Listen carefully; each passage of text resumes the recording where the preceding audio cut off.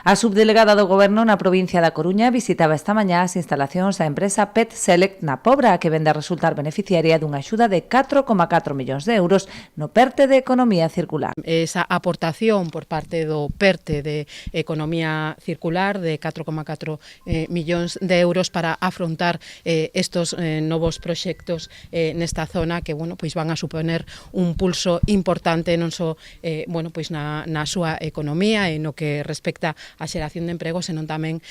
pois a esa aposta na que estamos todos, as administracións e as empresas, pois por mellorar o noso entorno e dende logo, pois por reducir esa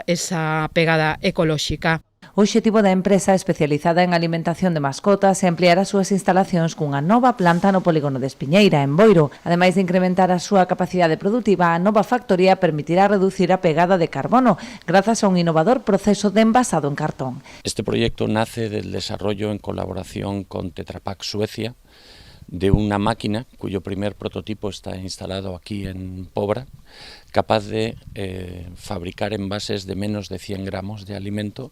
que puedan sustituir a los envases realizados con plásticos multicapa no reciclables, a las latas. Estos envases de cartón tienen un 80% menos de huella de carbono que las latas en el análisis del ciclo de vida del producto.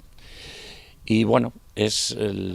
la herramienta necesaria para nuestra visión como ser el socio sostenible de las marcas europeas, americanas, incluso chinas, que quieran reducir la huella de carbono de sus alimentos, poderles responder con capacidad instalada para poderlo fabricar de aquí en adelante. O investimento total do proxecto ascende a máis de 20 millóns de euros e o prazo temporal apunta a finais de 2025 para a súa posta en marcha.